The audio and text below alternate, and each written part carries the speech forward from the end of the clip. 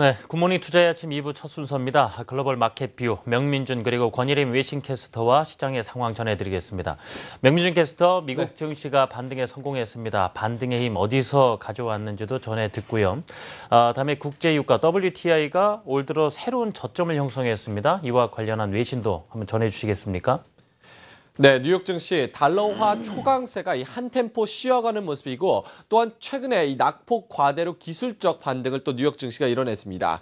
다우존스 오늘 220포인트 넘게 추가했습니다. 17,977포인트, 다시 18,000선 고지에 바로 앞에 진입을 했다라는 평가가 나오고 있고요.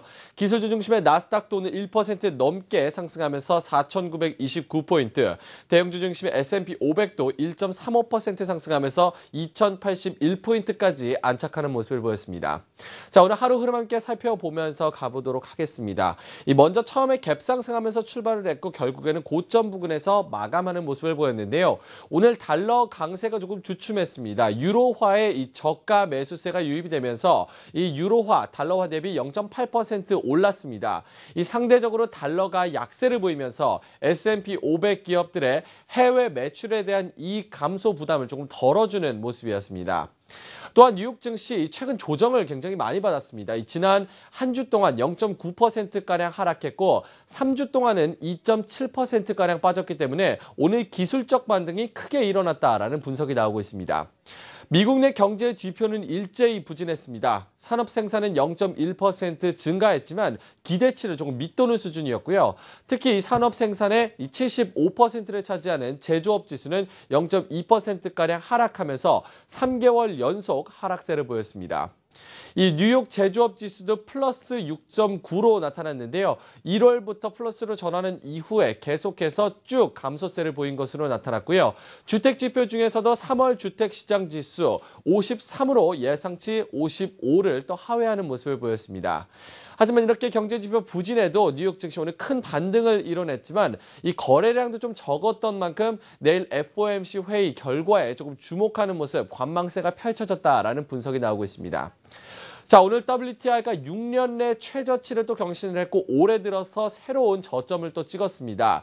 이에 대해서 이 마켓워치 쪽은 금주 이번 주에 또 10% 이상 추가적으로 하락할 수 있다라는 분석까지 나오고 있는 상황인데요. 10%까지 추가로 하락을 한다면 유가가 배럴당 40달러 선 밑으로 내려가는 그런 현상을 보일 수 있습니다. 여러 가지 이유를 제시했는데요. 어느 정도 좀 타당성이 있기 때문에 제가 기사를 좀 발췌를 해왔습니다. 자, 먼저 첫 번째로는 이 원유 선물 계약의 만료입니다. 이 4월 인도분 원유 선물 계약이 브렌트유 같은 경우는 월요일에 만료가 되고요. 그리고 WTI는 금요일장을 마감으로 또 만료가 됩니다. 이런 부분에서 이 계약 만료가 계속해서 앞으로 다가오기 때문에 변동성이 커질 수 있고 그로 인해서 큰 하락폭이 나타날 수 있다라는 그런 분석이 나오고 있고요. 그리고 이제 내일 있을 FOMC 회의 결과를 앞두고 연준이 인내심 문구를 삭제할 것으로 또 예상이 되고 있습니다. 만약에 인내심 문구가 삭제가 된다면은 강달러를 불러올 것이고 달러로 표시되는 이 원유 가격은 또 추가적으로 하락할 가능성이 있다라는 평가가 나오고 있습니다. 또한 원유 재고에 대한 분석도 있습니다. 이 에너지정보청이 또 수요일 날 원유 재고, 주간 원유 재고를 발표를 하는데요. 9주 연속 계속해서 증가세를 보이고 있는데 이번 주도 어김없이 예상보다 큰 폭의 증가세가 예상이 된다라는 평가가 나오고 있습니다. 이로 인해서 원유 재고가 증가한다면 유가가 크게 하락할 가능성도 있다라는 분석이고요. 그리고 마지막으로 오늘 달러가 소폭 쉬어갔다, 약세를 보였다라고 평가를 말씀드렸는데 유가는 오히려 또 하락했습니다. 유가가 달러가 약세를 보이면 소폭 상승할 수도 있었지만 큰 폭으로 밀린 것에 대해서 상대적으로 계속 좀 이론적인 흐름은 아니다. 그렇기 때문에 펀더멘털에 굉장히 취약하다라는 평가가 나오고 있고요. 내일 연준의 FOMC 회의에서 인내심 문구가 만약에 삭제가 된다고 하더라도 달러 강세가 된다고 하더라도 유가는 계속 약세, 앞으로 일주일 동안 추가적으로 10% 넘게 하락할 수도 있다라는 분석까지 나오고 있는 상황입니다. 네, 미국 증시의 업종별 특징 잠시 여쭤보도록 하고요. 권일임 캐스터, 지금 유럽중앙은행의 양적 완화, 이제 지난주 첫 주간을 보냈는데 우리 돈으로 11조 원 이상이 풀렸다라는 거였습니다. 한 주를 보내고 시장에서는 어떤 반응 나왔을지도 궁금하군요. 네, 20위는 양적 완화를 시행한 지난주 첫 주 동안 총 97만 5,100만 유로 규모의 국채를 사들였다고 발표했습니다. 오늘 유로화 가치는 약간 반등하기도 했죠. 하지만 여전히 유로화는 미국 달러화보다 지난해 5월 이후 약 25% 낮은 수준입니다. 여기서 로이터 통신을 통해 관련 코멘트 시장 전문가의 입으로 직접 들어보시죠. The euro remains weak against the dollar, which is momentum enough. So it was only a question of time until the DAX reached the 12,000 mark. Separate impacts of quantitative easing. The first will be to drive the appetite for risk-taking up as people come out of bonds. Secondly, the weaker euro may add 10 to 15 points of return to corporate profits in Euroland. 유로화 약세가 유럽 기업들의 가격 경쟁률을 높일 것이라는 기대감이 자연스럽게 형성됐죠. 당연히 유럽 증시에는 호재로 작용했습니다. 독일 닥스 지수는 12,000선을 돌파하며 신기록을 경신하기도 했는데요. 로이터 통신에서 전문가는 22의 양적 완화에 대한 두 가지 영향에 대해서 설명했습니다. 우선 사람들이 채권에서 주식시장으로 이동하면서 리스크 선호도가 올라가고 있고요. 또 유럽 기업들이 유로 약세로 10에서 15% 기업 이윤을 되돌려 받을 수 있다는 말도 전했습니다. 네, 지난 한 주간만 97억 5천만 유로가 풀렸다라는 얘기 관련해서 시장에 말말 전해주셨고요.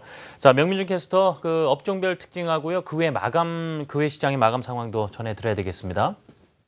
네, S&P 500 섹터별 흐름 오늘 전체적으로 강하게 파란불이 켜진 하루였습니다.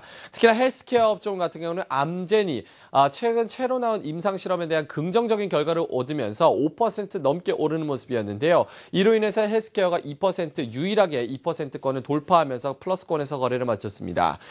저금리 상황에서 선전하는 유틸리티주 오늘 1.7%대 강세를 보였고요. 반면에 이 오늘 메테리얼 자재주는 0.1% 약보합권에서 거래를 마치는 모습이었습니다. 자, 유럽 증시 상황도 함께 확인해 보도록 하겠습니다. 자, 유럽 증시의 호재는 두 가지입니다. 유로화 약세로 유럽 기업들의 이익이 개선될 것이다라는 그 기대감이 첫 번째고요. 그리고 양적 완화가 본격적으로 실시가 되면서 유럽 증시 전체적인 상승권에서 거래를 마치는 모습이었습니다. 프랑스 1%대 상승 5,061포인트를 기록했고요. 독일 증시 오늘 강한 흐름이었습니다. 2% 넘게 오르면서 사상 최초로 처음으로 12,000선을 돌파하는 모습이었습니다. 스페인과 이탈리아 남부 유럽은 조금 흐름이 약했는데요. 그래도 0.8%에서 0.9%까지 플러스권에서 거래를 마치는 모습이었고요. 그리스는 0.2% 약보합권에서 거래를 마치는 모습이었습니다. 자, 상품 시장으로 넘어가 보도록 하겠습니다. 먼저 이 국채 수익률, 오늘 국채 가격에 매수세가 유입이 되면서 국채 가격이 소폭 상승했습니다. 국채 수익률은 2.09%인데요. 내일 FOMC 회의를 앞두고 아직 금리 인상에 대한 인내시 문구가 삭제가 되면서 금리 인상이 곧 있을 것이다라는 분석에 비해서는 아직 국채 수익률이 낮은 수준인 것으로 판단이 되고 있고요. 금 가격은 강보합권이었습니다. 오늘 WTI 같은 경우는 재고가 또 발표가 됐죠. 원유 공급 전망이 또 크게 늘어날 것으로 예상이 되면서 WTI 2%대 약세, 배럴당 43달러 선 이 후반까지 내려간 모습이었고요. 브렌트유도 2% 가까운 하락률을 보였습니다. 자, 오늘 달러가 주춤하는 모습이었습니다. 100포인트에서 내려온 99포인트 중반까지 또 내려온 상황이고요. 엔달러 환율은 계속해서 121엔대에서 122엔대까지 횡보하는 그런 모습을 보이고 있는 상황입니다. 네, 오늘 시장의 여러 가지 이슈에 대해서는 어떤 코멘트들이 나왔을까 SNS 통해서 확인해보는 시간입니다. 권일임 캐스터 전해주시죠. 네, 우리 도구 상자의 안에 담긴 정책 도구는 많은 편이다. 중국 리커창 총리가 경기 부진이 계속되면 추가 부양책을 시사하는 강한 의지를 드러내며 한 말입니다. 이러한 중국 정부의 경기 부양 신호에 기대감이 한층 커지면서 바로 어제 상하이 증시가 화답했죠. 전날 대비 2% 이상 오르며 3,400선을 무난히 돌파했습니다. 지난 1년간 상하이 증시는 무려 72% 오른 것으로 나타났는데요. 더 페인 리포트의 저자이자 시장 전문가 전문가인 조나탄 페이는 중국이 올 2분기에는 금리를 추가적으로 인하할 것으로 전망했습니다.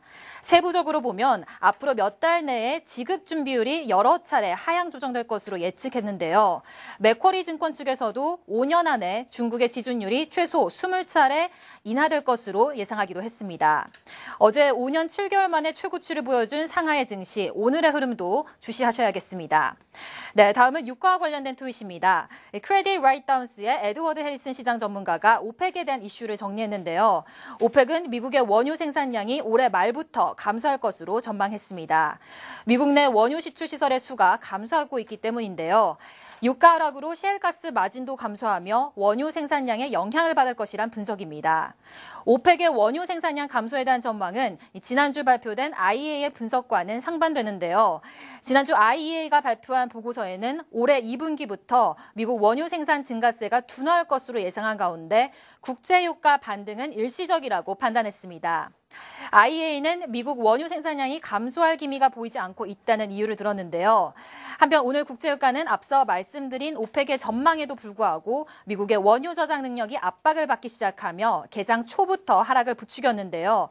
WTI는 2% 떨어진 43달러 선으로 고개를 떨구며 2009년 이후 최저치를 기록했습니다. 네, 다음 트윗 확인해 보실까요? 최근 계속되던 달러 강세, 오늘은 그나마 주춤한 모습 보였습니다. BKSM 매니지먼트의 캐시리엔 외환 전문가는 이번 주 FOMC가 회의가 끝난 후 달러에 조정이 올 것으로 예상했습니다. 달러는 최대 4달러까지 하락할 것으로 예상하며 달러를 매수하기에 좋은 기회라고 전했는데요. 리엔 전문가는 멀리 내다봤을 때는 달러 강세가 지속되겠지만 연준이 FOMC에서 달러 상승에 브레이크를 걸 것이라고 강조했습니다. 급격하게 오르는 달러 상승세가 인플레이션 둔화에 대한 리스크를 키울 것으로 예상하고 있기 때문이라고 전했습니다. 결국 옐런 의장이 이번 기자회견에서 금리 인상에 대한 시장의 기대감을 다소 누그러뜨릴 것으로 평가했습니다. 네, 마지막 트윗 보실까요? 중국 항저우에 가실 일 있으시다면 전기자동차 자판기를 보실 수 있습니다.